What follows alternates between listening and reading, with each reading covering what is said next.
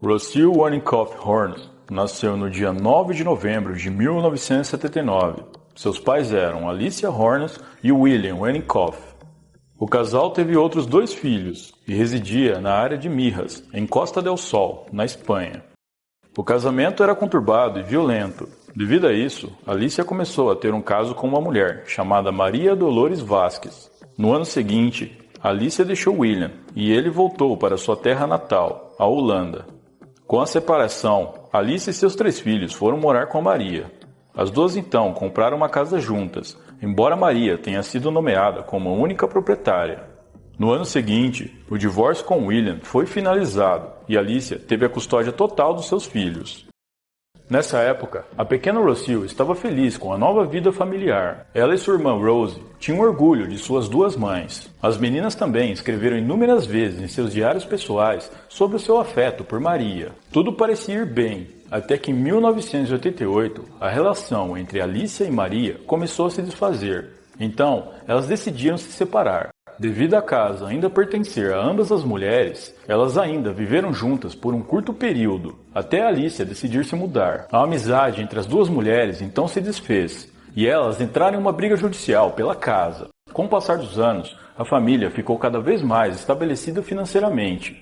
Eles não eram ricos, mas nada faltava para eles. Pouco tempo depois, o irmão de Rocio saiu de casa para trabalhar em outra cidade.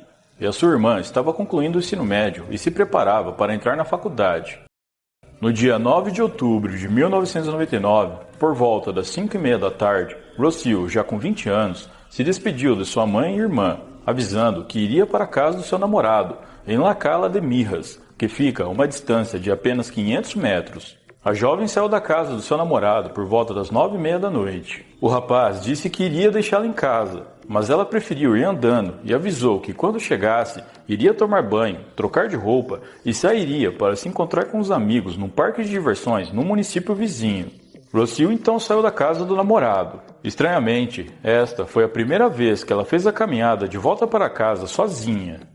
Normalmente, seu namorado ou sua mãe lhe dava carona, mas por algum motivo ela quis ir andando e simplesmente desapareceu.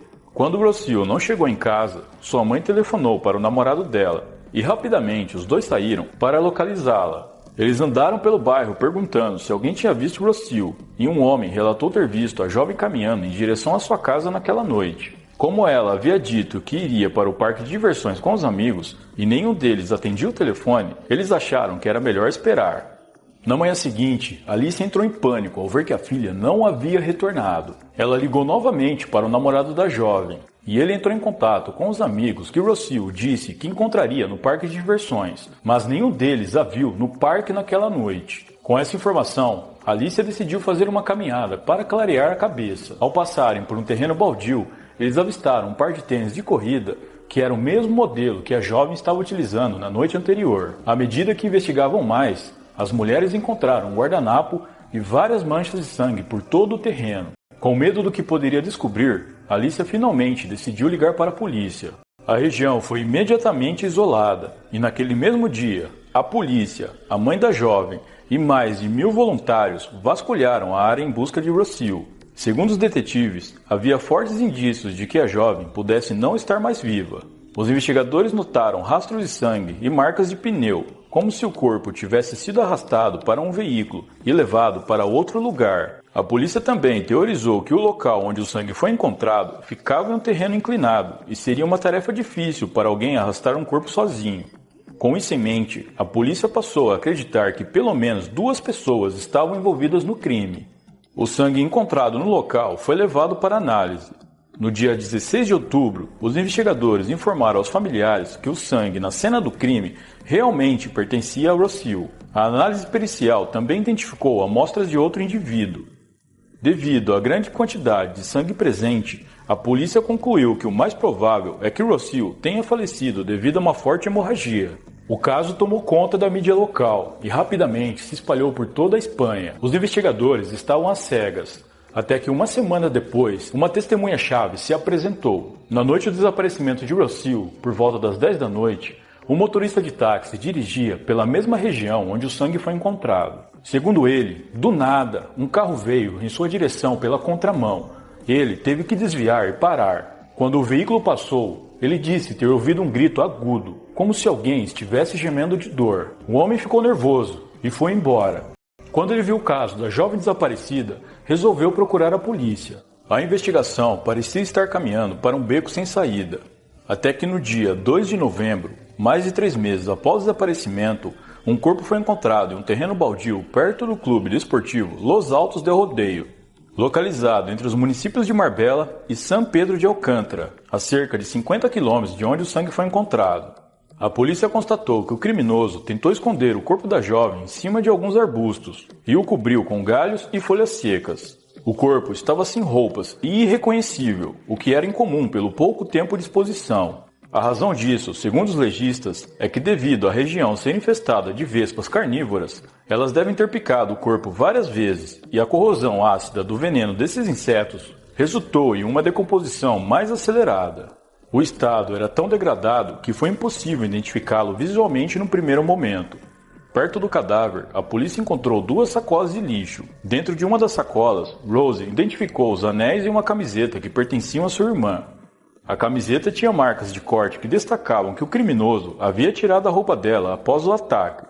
Com a identificação positiva, a polícia pôde presumir até certo ponto que o corpo era de fato de Rocio, e uma análise de DNA tirou qualquer dúvida.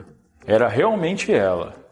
A necrópsia concluiu que Rocio havia sido agredida primeiro e depois levou um golpe de faca, provavelmente enquanto tentava escapar do agressor. Este único golpe danificou vários dos órgãos internos e a teria deixado inconsciente ou paralisada.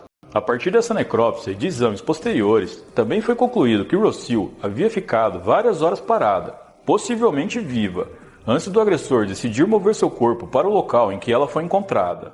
Devido à forma como foi colocada nos arbustos, a polícia determinou que o corpo não foi simplesmente jogado, mas sim colocado suavemente no local. E mais, tudo isso teria acontecido no intervalo de poucas horas após o ataque.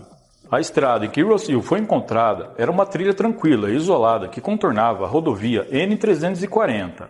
Isso levava a crer que o criminoso ou criminosos conheciam bem a região e escolheram exatamente por ser um lugar de pouco acesso.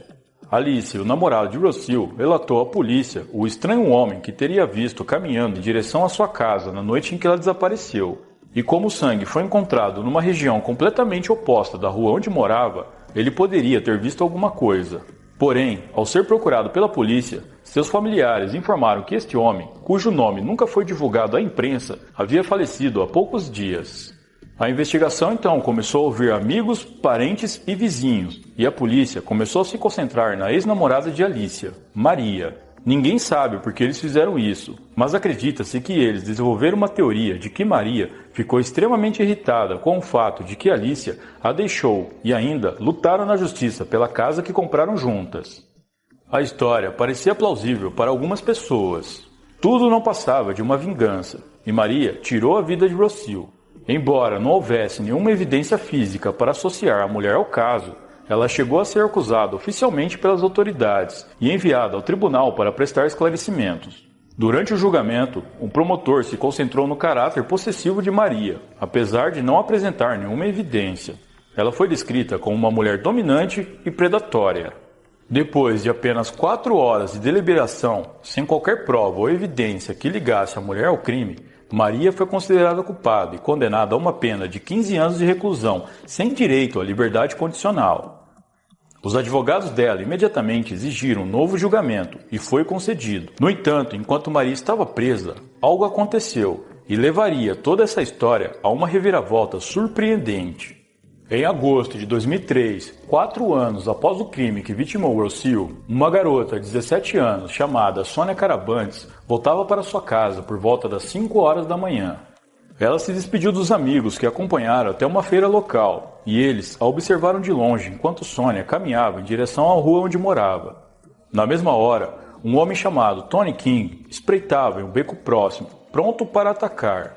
Tony teria sido visto pelos vizinhos alguns dias antes, passando em frente à casa da jovem, provavelmente tramando seu crime. Quando ela passou pelo beco, ele pulou em cima dela e a arrastou para uma árvore próxima. Tony então a golpeou repetidamente no rosto, cabeça e corpo, até que ela ficasse inconsciente. Depois, a colocou no porta-malas de seu carro e saiu. O homem dirigiu por cerca de 17 quilômetros até um ponto isolado de Cerro Gordo, uma região próxima. Lá, ele colocou Sônia no banco traseiro do seu carro, onde fez as coisas com ela. Posteriormente, ele tirou a vida dela e a escondeu entre algumas pedras. Enquanto saía da cena do crime, Tony jogou a camiseta e as calças de Sônia pela janela do carro, e o resto de suas roupas ele colocou em uma lata de lixo. Após a descoberta do corpo, a ex-mulher de Tony telefonou para a polícia. Ela já tinha suspeitas de que ele estivesse envolvido na morte de Rocio, e esse novo crime a fez ter certeza. O homem foi levado para interrogatório, e o seu DNA foi analisado com o encontrado na cena do crime. A amostra era compatível, e ele foi preso e acusado do crime contra Sônia. Mas ele também teria sido responsável do crime que vitimou Rocio. Tony Alexander Browich nasceu em 1967, na Inglaterra, e desde muito jovem sofria abusos por parte do seu irmão mais velho, e isso teria um impacto profundo em sua vida adulta. Pouco se sabe sobre sua infância, mas ele teria morado em Londres até a sua adolescência. Em 1986, aos 19 anos, Tony foi condenado a 10 anos de prisão por ter tentado estrangular 5 garotas de programa e chegou a ferir uma gravemente. Enquanto estava preso, a polícia descobriu que Tony só cometia seus crimes nas segundas e quartas-feiras, pois ele estava com sua noiva nos outros dias. Também foi relatado que Tony nunca chegou a consumar uma relação com as vítimas, pois ele era impotente. Em 1991, com apenas 5 anos de pena, ele foi liberado da prisão, pois estaria mentalmente apto para voltar ao convívio social. 6 meses depois, ele foi preso novamente por roubo à mão armada. Tony foi condenado a 5 anos de prisão e durante esse período ele mudou seu nome, passando a se chamar Tony King. Em 1996, ele foi posto em liberdade e se casou com sua noiva, Cecília Matilde Pontorra. Ela estava grávida de 2 meses na época e deu à luz a uma menina chamada Sabrina. Embora Tony tivesse família e um emprego, isso não o impediu de cometer outro crime em 1997. Desta vez, ele ameaçou uma mulher com uma faca e tentou ter relações com ela na estação de trem. E embora tenha fugido da cena, imagens do circuito de segurança foram exibidas na televisão. A imagem tinha uma péssima qualidade, mas várias pessoas afirmaram que era Tony King. Ele não esperou para ser preso desta vez e fugiu com sua família para Málaga, no sul da Espanha, e começou a viver uma nova vida. 6 meses depois, a polícia da Inglaterra o localizou. Tony estava trabalhando como corretor de imóveis e foi notificado a se entregar voluntariamente à polícia e voltar para o Reino Unido. No entanto, ele se recusou e o governo espanhol foi informado, mas, por algum motivo, ele foi considerado um criminoso de baixo risco e acharam que uma extradição não seria necessária. Nesse momento, Tony se cruza com a mãe de Rocio. Acontece que Alicia havia sido contratada como faxineira pela mesma empresa que ele trabalhava, e certamente ele viu a jovem com a mãe algumas vezes. No ano 2000, Cecília fugiu com a filha e deixou Tony sozinho.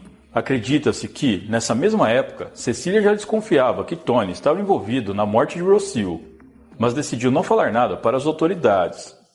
Em 2001, ele começou a trabalhar em um bar, onde conheceu e ficou muito amigo de um homem chamado Simon Bowers, que também trabalhava no local. Mais tarde, naquele mesmo ano, Simon deixou o emprego e abriu seu próprio bar. Ele então convidou Tony para trabalhar como cozinheiro, garçom e segurança.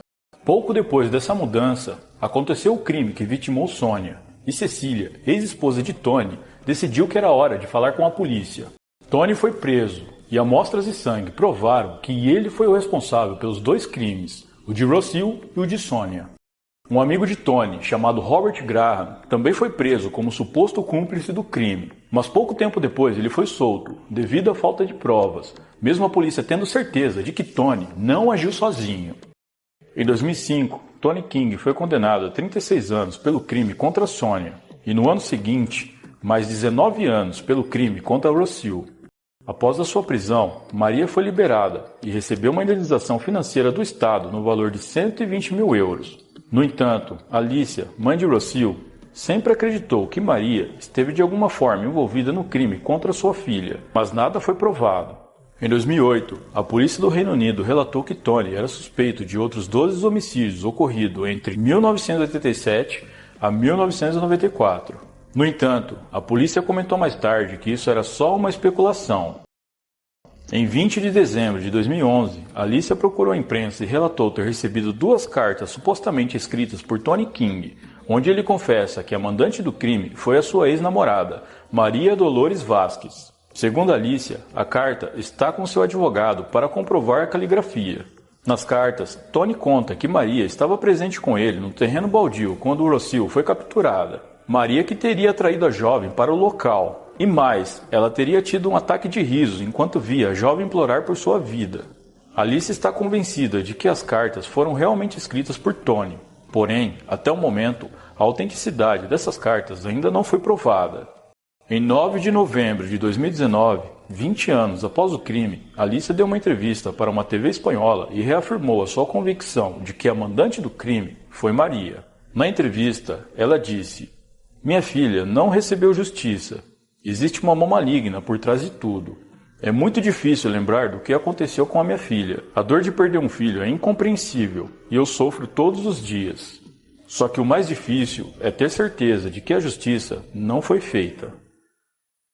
Como vocês puderam ver, esse caso é um pouco controverso em alguns pontos e deixa algumas dúvidas. E vocês, acham que Maria de fato é a mandante do crime ou Alicia quer se vingar da ex-companheira de alguma forma? Deixe sua opinião aqui nos comentários. Eu vou ficando por aqui. Um grande abraço e até a próxima.